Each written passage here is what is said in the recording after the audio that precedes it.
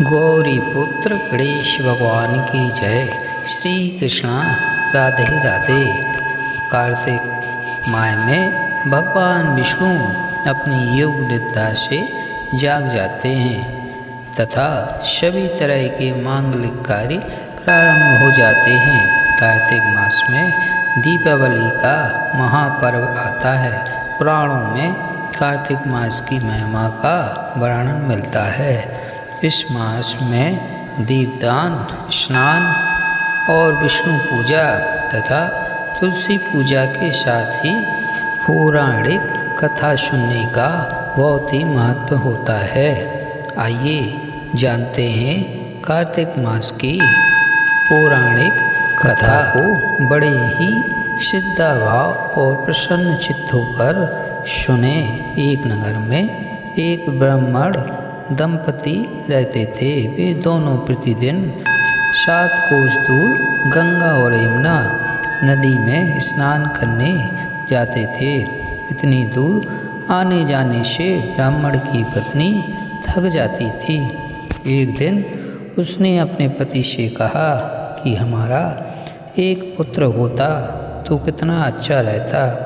पुत्र के बहू आती तो हमें घर वापस जाने पर खाना बना हुआ मिलता और बहू घर का काम भी कर देती। अपनी पत्नी की बात सुनकर ब्राह्मण ने कहा कि तूने बात तो सही कही। चल मैं तेरे लिए बहू लाई देता हूँ। ब्राह्मण ने कहा कि एक पोटली में आटा डालकर कुछ मोहरे रख दे। ब्राह्मण के कहे अनुसार उसने पोटली बांधकर दे दी। पोटली लेकर ब्राह्मण चला गया। ब्राह्मण सफ़र के दौरान यमुना के किनारे बहुत ही सुंदर लड़कियां दिखाई दी। वे रेत में घर बनाकर खेल रही थीं।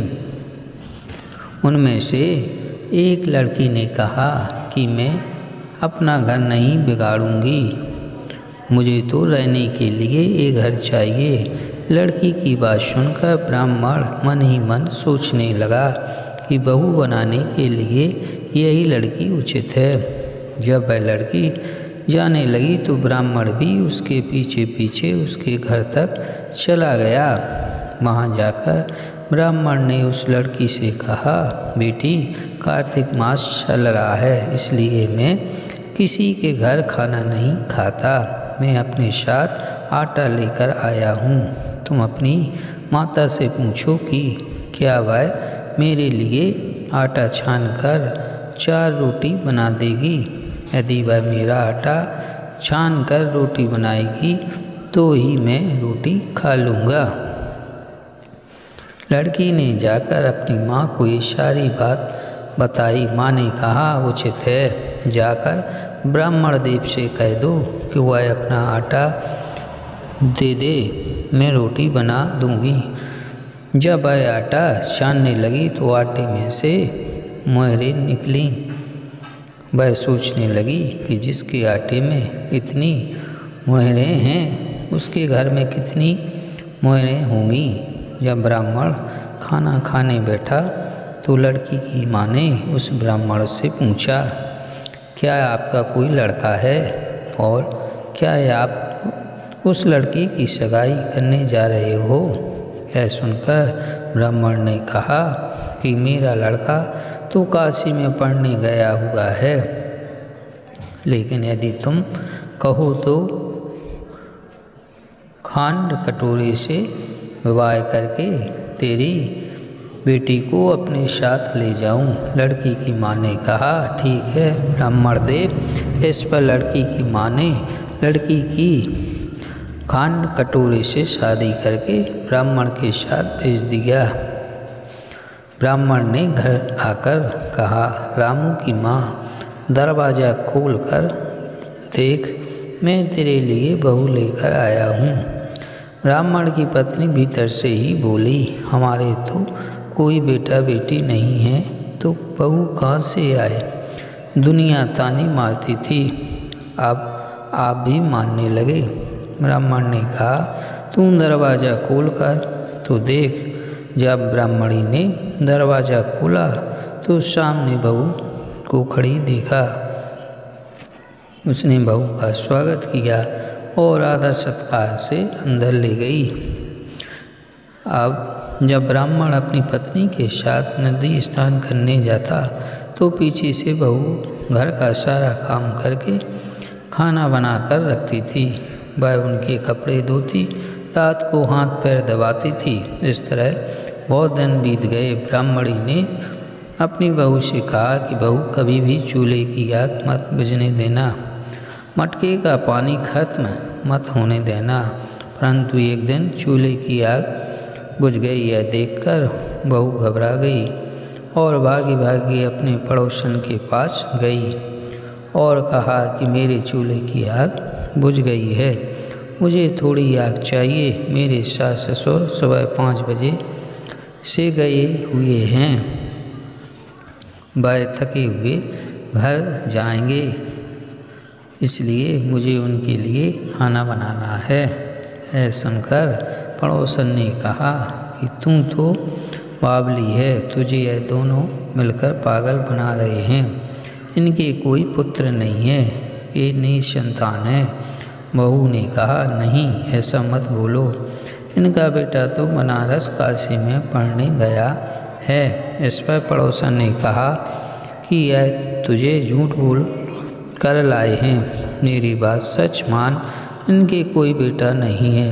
अब बहू पड़ोसन की बातों में आ गई और कहने लगी, अब आप ही बताओ मैं क्या करूं? पड़ोसन ने कहा कि करना क्या है, जब तुम्हारे सास ससुर आएँ तो जली हुई रोटियां बनाकर देना और बिना नमक की दाल बनाकर देना, खीर की कड़छी दाल में और दाल की कड़छी खीर में डाल देना। पड़ोसन ने उसे अच्छे से शिका पड़ा दिया। फिर जब उससे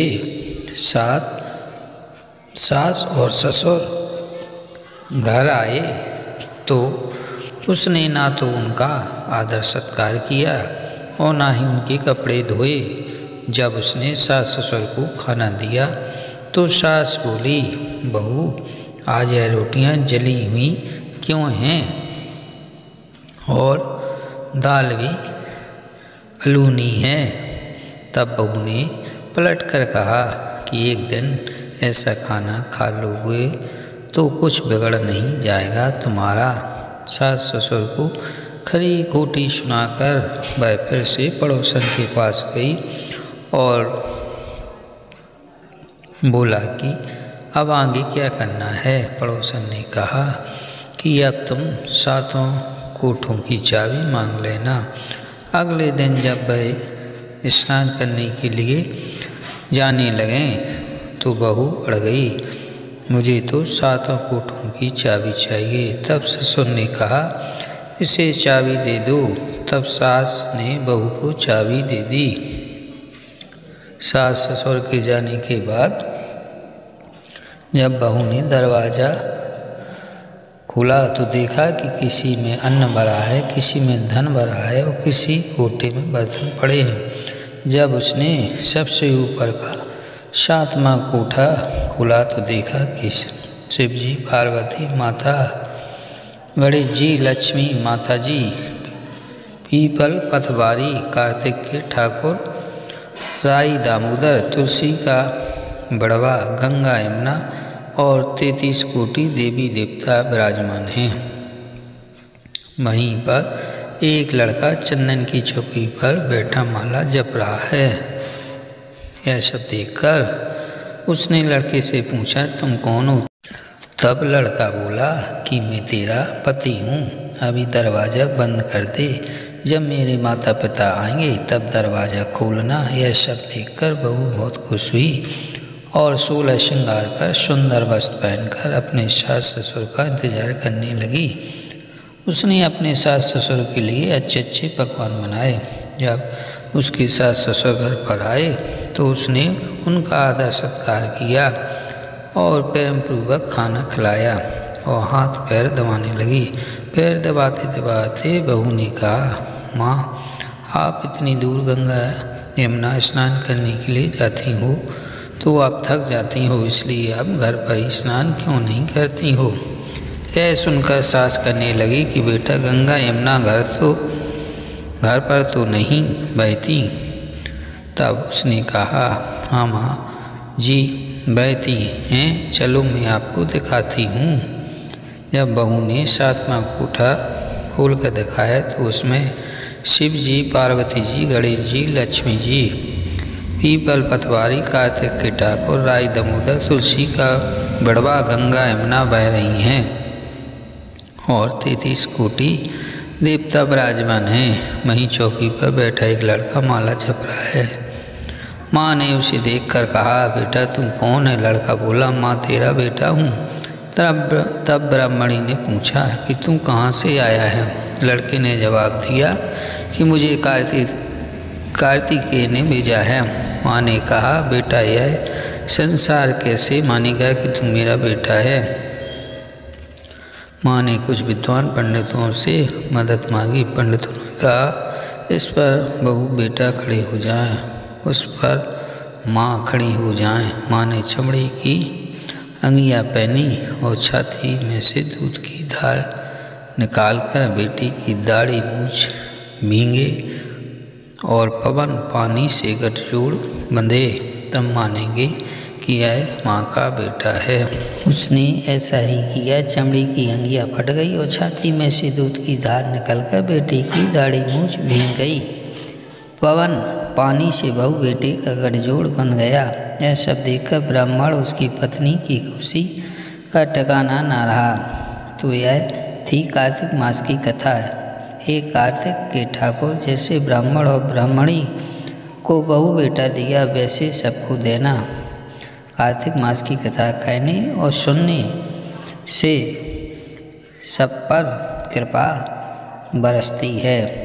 जय विष्णु भगवान की जय।